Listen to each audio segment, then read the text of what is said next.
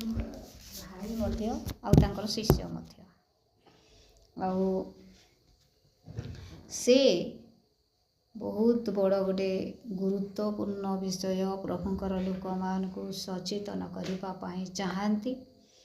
ଆଉ ଲୋକମାନେ ଯେ ପ୍ରକାର ଭ୍ରାନ୍ତ ନ ହେବେ, ଲୋକମାନେ ଯେ ପ୍ରକାର ବିନଷ୍ଟ ନ ହେବେ, ପ୍ରଭୁଙ୍କ ଲୋକମାନେ ଆଉ ପ୍ରଭୁରେ ସ୍ଥିର ରହିବେ। ଆଉ ସେମାନଙ୍କ ପାଖକୁ ଆସୁଥିବା ପ୍ରଲୋଭନରୁ ସେମାନେ ପୃଥକୀକୃତ ଜୀବନ କାଟିବେ।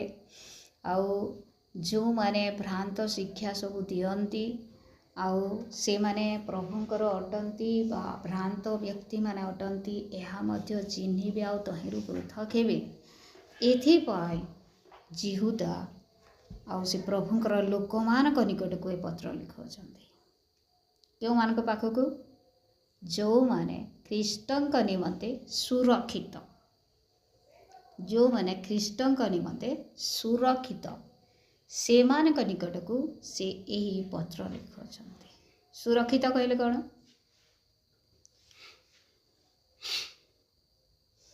ଖ୍ରୀଷ୍ଟଙ୍କ ନିମନ୍ତେ ସୁରକ୍ଷିତ ବୋଲେ କ'ଣ?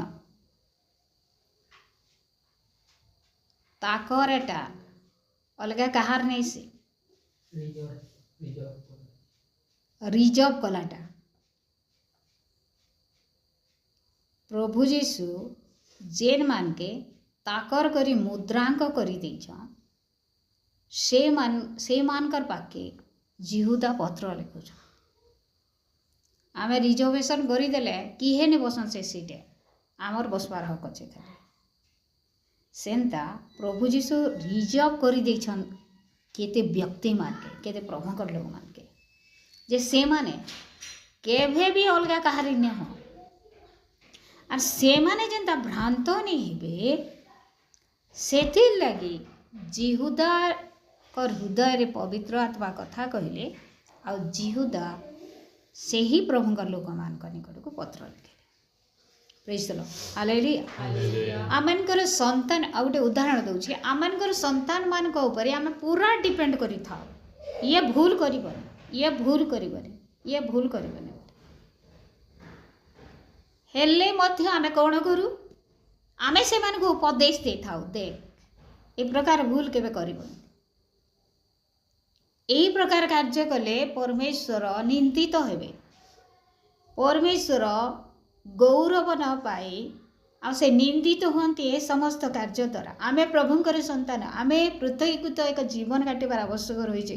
ପବିତ୍ରତାକୁ ରକ୍ଷା କର, ଏ ସମସ୍ତ ବିଷୟ ଆମର ସନ୍ତାନମାନଙ୍କୁ ଆମେ ଉପଦେଶ ଦେଇଥାଉ।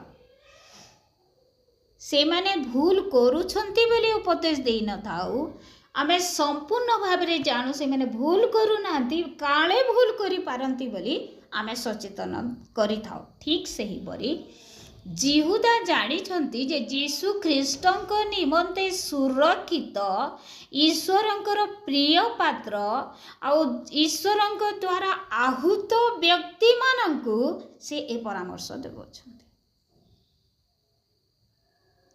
ଏକ ପଦରେ ଲେଖାଯାଏ, ଜିହୁଦା ଯୀଶୁଖ୍ରୀଷ୍ଟଙ୍କ ଜଣେ ଦାସ ଓ ଯାକୋବଙ୍କ ଭ୍ରାତା, ଯେଉଁମାନେ ଆହୁତ ଓ ପିତା ଈଶ୍ୱରଙ୍କ ପ୍ରିୟ ପାତ୍ର, ପୁଣି ଯୀଶୁଖ୍ରୀଷ୍ଟଙ୍କ ନିମନ୍ତେ ସୁରକ୍ଷିତ, ସେମାନଙ୍କ ନିକଟକୁ ପତ୍ର ଲେଖୁଅଛି।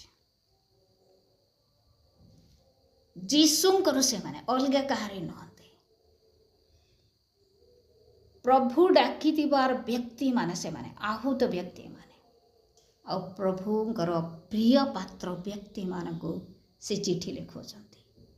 ଏଇଟା ଗୋଟେ ସାଧାରଣ ଚିଠି ନୁହଁ, ବହୁତ ଗୁରୁତ୍ୱପୂର୍ଣ୍ଣ ବିଷୟ ସବୁ ଏ ଭିତରେ ରହିଛି। ପ୍ରେଜ୍ ଦ ଲର୍ଡ, ହାଲେଲୁୟା। 2 ନମ୍ବର ପଦରେ ଲେଖାଯାଏ, ତୁମମାନଙ୍କ ପ୍ରତି ଦୟା, ଶାନ୍ତି ଓ ପ୍ରେମ ପ୍ରଚୁର ଭାବରେ ହେଉ।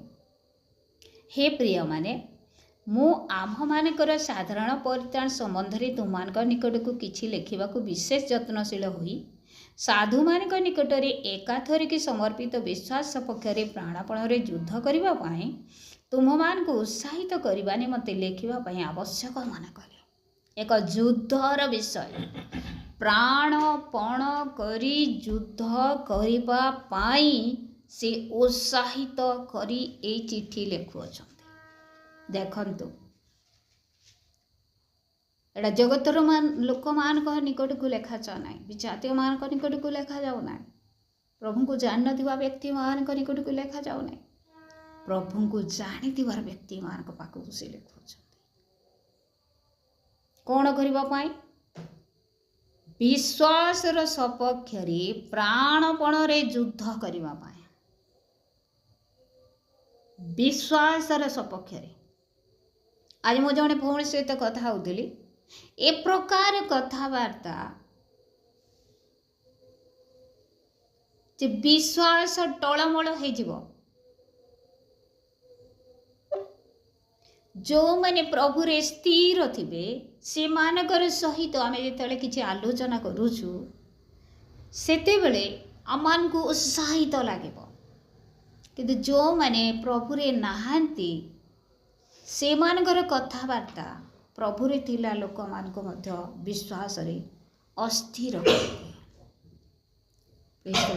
हालेलुया विश्वास गोटे ए प्रकार विषय जे आमे तार सपक्ष सर्वदा प्राणपण करी युद्ध करिवार आवश्यक रही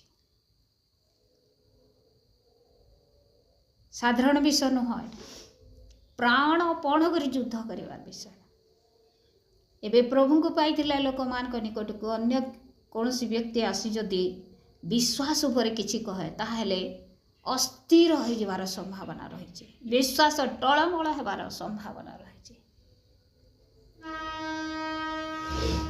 कारण प्राचीन शास्त्र मानकरे दंडर पात्र बोली वर्णित होइतिबा केतेक लोक तुमମାନଙ୍କ मध्यरे गुप्तरे प्रवेश करि अछंती से माने अधार्मिक आम मानक ईश्वर अनुग्रह को विपरीत भाव में कामकतार व्यवहार करी परिणत करती पुणी आम मानकर एकमात्र कर्ता और प्रभु जीशु ख्रीष्ट को अस्वीकार करती प्रभु जीशु को अस्वीकार करिवार व्यक्ति माने प्रवेश करी कौटी को प्रभुंकर लोक मान दल भीतर से माने कि प्रकार व्यक्ति से माने अधार्मिक व्यक्ति आउ ईश्वर अनुग्रह को विपरीत भाव में व्यवहार करती आउ एकमात्र आमानकर कर्ता बा आमानकर प्रभु जीशु ख्रीष्ट को से माने अस्वीकार करिवार व्यक्ति माने अटंती से माने कौन करती दंडर पात्र बोली वर्णित होइतिबा केतेक लोक तुमମାନଙ୍କ मध्य गुप्तरे प्रवेश करी लोक मानकु विपरीत शिक्षा सबू दौरान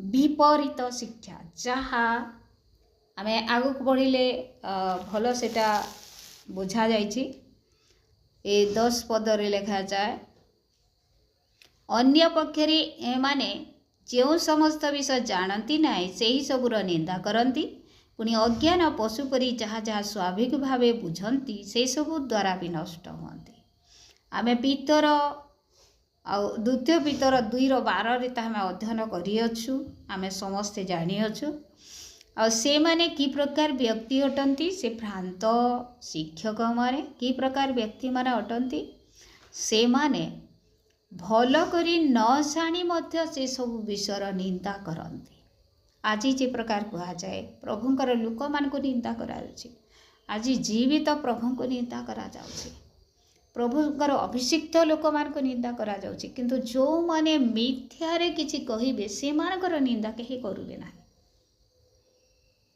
सत्य विरुद्ध रे समस्त अछंती सत्य सपक्ष रे केही नांती मोर प्रिय माने मिथ्यार सपक्ष रे गुड़ाए लोक बाहरिबे किंतु सत्यर सपक्ष रे केही बाहरिबे ना आ सेही प्रकार व्यक्ति माने कौन करियछंती मंडलीर लोक मानक भीतर को जाई प्रभुंकर लोक मानक भीतर को जाई अर्थ लोभर विषय मध्य से मानको भ्रांतरी पकाइबा निमंते चेष्टा करती अर्थ लोभ टंका लोभ ये प्रकार करदेले एटा हे जीव सेटा हे जीव तापरे से माने कड़ करती से ही प्रभुंकर लोक मानकर सहित प्रेम भोजी करिबा समय मध्य गोटे उदाहरण दि जाइए प्रेम भोजीर कलंक स्वरूप बोली गोटे आनंदर सहित गोटे जगार भोजी होतिबो आ से जगार ए प्रकार किसी समस्या सृष्टि करती कलंक सदृश ताहा केबे भूली हेब ना से जगार 12 पद लिखा जाए तुमान सहित भोजन पान करी तुमान प्रेम भोजीर कलंक स्वरूप अटंती से माने आपना आपना उदर परिपूर्ण करती पेट पाए केवल कार्य करती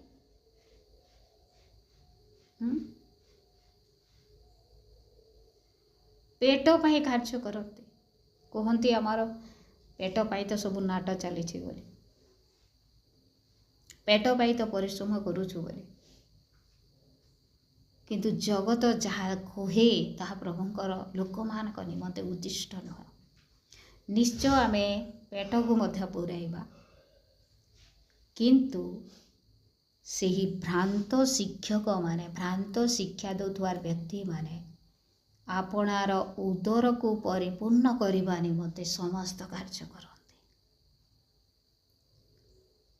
ठकी आनबे जीवे गोटे जगार कौन थिला तमें एमती कल सेमती कल एटा आमको दियो आमको देवार कथा आउ बाइबल अमुक जगह लिखा जाए सेटा आमे पाइबार अछि आमको दे दियो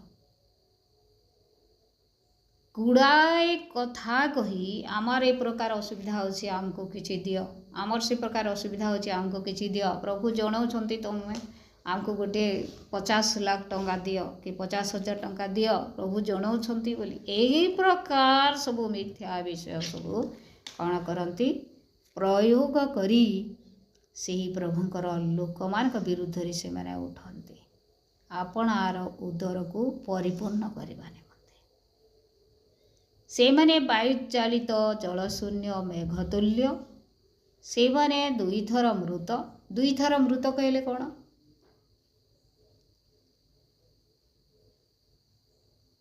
प्रभुंकर लोक मानक निमंते थरे केवल मृत्यु अछि आउ द्वितीय मृत्यु सेमानक निमंते नुह किंतु जो माने भ्रांत विषय शिक्षा दौरान भ्रांतिजनक पथरी चली से निमंते दुई थर मृत्यु अछि अर्थात शरीर रे थरे मृत्यु अछि आउ एही मृत्यु परे जो अनंत मृत्यु अछि से अनंत मृत्यु रे मध्य से माने समर्पित हो सारी ताहा मध्य से माने भोग करेंगे अर्थात कौन नरक मूलर उत्पाटित हेमंत कालर फलशून्य वृक्ष सदृश निष्फल व्यक्ति माने जो समय फल फलिबा कथा आशीर्वाद पाइबा कथा से समय मध्य से माने आशीर्वाद युक्त हो पारे ना से मानकर कार्य चिंता करंतु मोर प्रिय माने सबु बेले समस्त विषय को नहीं आमे चिंता करिबा आ परीक्षा करिबार अछि सबु बेले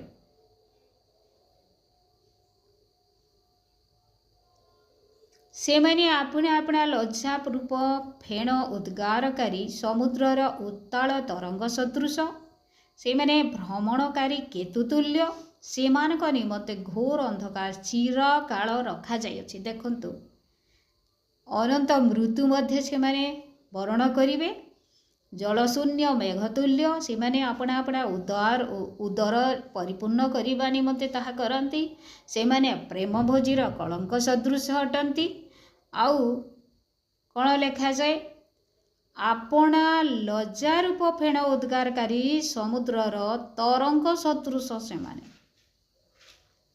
आउ से माने भ्रमणकारी केतुतुल्य से मानक निमंते घोर अंधकार रखा जाइए घोर अंधकार को जगार अच्छी नरकरे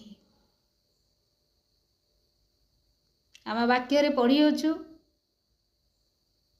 अंधकार एवं दंतर किणिमिड़ी जगार दास को नहीं पकाओ बोली कह जाउछि वाक्य आम पढ़ी अच्छु जानी अच्छु समस्ते अर्थात से घोर अंधकार को जगार अच्छी नरकरे ସେହି ଘୋର ଅନ୍ଧକାରରେ ସେମାନେ କ'ଣ କରିବେ? ଚିରକାଳ ରଖାଯାଇଅଛି ବୋଲି ଲେଖୁଅଛନ୍ତି।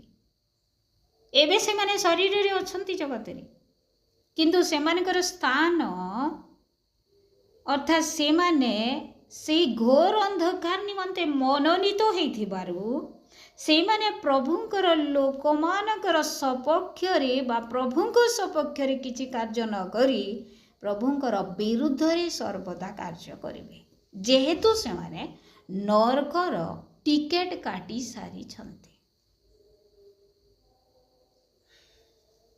କେଉଁମାନଙ୍କୁ ଜିହୁଦା ଉପଦେଶ ଦେଉଅଛନ୍ତି?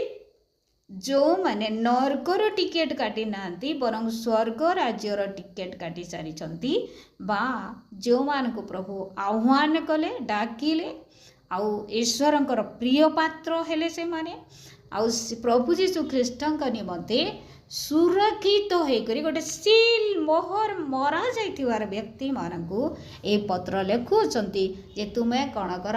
ଏହିପରି ବ୍ୟକ୍ତିମାନଙ୍କ ଠାରୁ ପୃଥକୀକୃତ ଜୀବନ କାଟ, ଏମାନଙ୍କୁ ଚିହ୍ନ। ପ୍ରେଜ୍ ଦ ଲର୍ଡ, ହାଲେଲୁୟା। ଅନେକ ଲୋକ ଥାଆନ୍ତି ଖାଇବା ନିମନ୍ତେ ତତ୍ପର, ଖାଇବାର ମନ ନୁହେଁ, କିନ୍ତୁ କେବଳ ଖାଇବି ମୋର ପେଟ ପାଇଁ ବୋଲି ଚିନ୍ତା କରିବେ। ଗୋଟେ ଜାଗାକୁ ଯାଇ କେହି ଖାଇନଥିବେ, ସେମାନେ ଖାଇବେ, ଆମେ ପ୍ରଥମରେ ଖାଇବୁ ବୋଲି। ଉଦର ନିମନ୍ତେ, ପେଟ ନିମନ୍ତେ ଅର୍ଥ ଲୋଭରେ ପଡ଼ନ୍ତି। ଅର୍ଥ ଲୋଭ।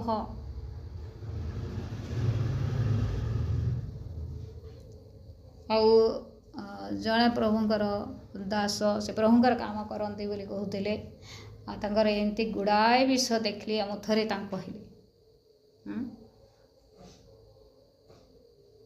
ଥରେ ତାଙ୍କୁ କହିଲି, ଏଇଟା ସମ୍ପୂର୍ଣ୍ଣ ଭୁଲ ବିଷୟ ମାନେ କରୁଛ। ପ୍ରେଜ୍ ଦ ଲର୍ଡ, ହାଲେଲୁୟା। ଆଉ ସେମାନେ କି ପ୍ରକାର ହେବେ?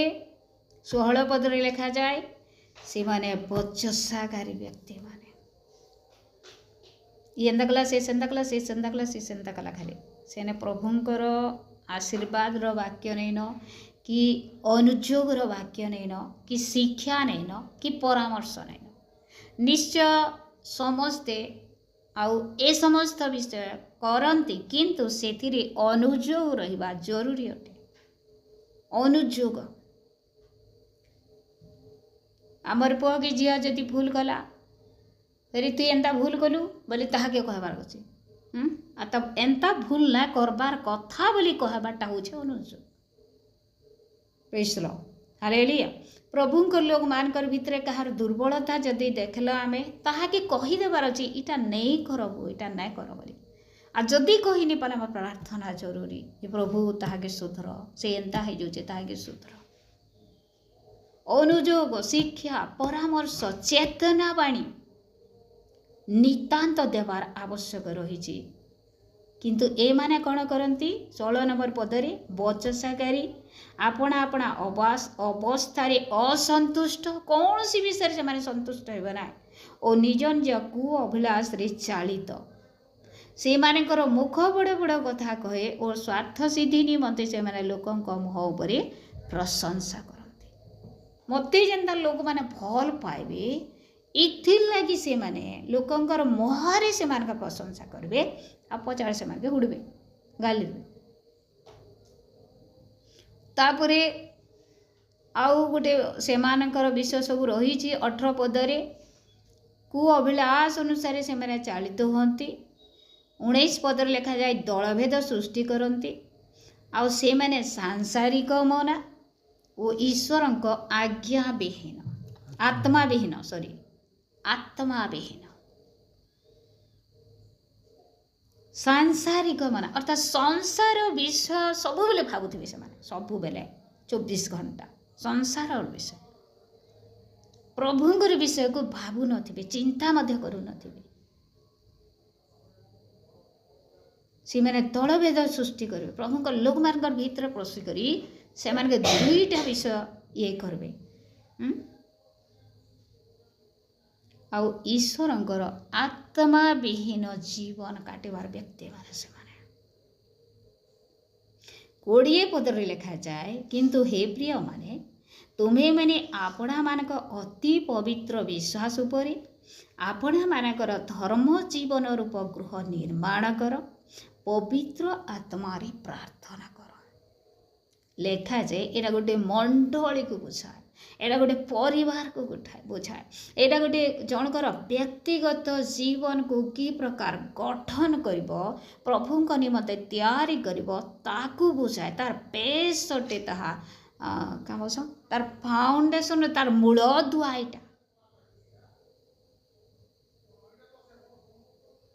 काण सेटा करबे प्रभुଙ୍କ लोक माने काण करबे ये उपरर विषय जहाँ में सुनला जेन लोग माने प्रभुंकर लोग मानकर भीतर के बा मंडल भीतर के पशी करी प्रभुंकर लोक मान को भितरे अशांति कलह दलभेद मतभेद सृष्टि करबे आ निजर लगी अर्थ लोभ निजर पेटर लगी से माने काम करुछन आ से माने भ्रांत शिक्षा लोग मान के दे करी प्रभुंक ठानु अलगा करुछन।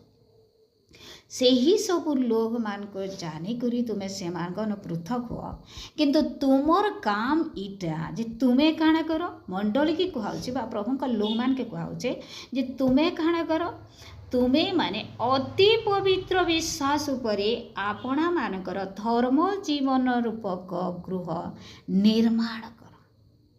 अति पवित्र विश्वास उपरे जेन विश्वास केबे अपवित्र नहीं हुए, जेन विश्वास टोलमोल नहीं हुए, जेन विश्वास दुर्बल नहीं हो जाए, जेन विश्वास हालुका नहीं हो जाए, पूरा स्ट्रॉन्ग हेथिबा अति पवित्र विश्वास उपरे आपणा मानकर धर्म जीवन रूप गृह निर्माण कर। ए प्रकार एक गृह जो गृह धर्म जीवन रूप गृह तार उपरे निर्माण करा जायथिबार गृह आ पवित्र आत्मारे काण करबार अछि प्रार्थना करबार अछि। Praise the lord, hallelujah. पवित्र आत्मा साहाय्य आम प्रार्थना करबार अछि। इटा होचे मंडली कार्य बा इथि रूपरे मंडली स्थापित हेले मंडली अस्थिर न हुए विश्वास रे दृढ़ ही रहबा। Praise the lord, hallelujah. एही प्रकार मंडली को प्रभु जीशु नेबा पई आसीबे।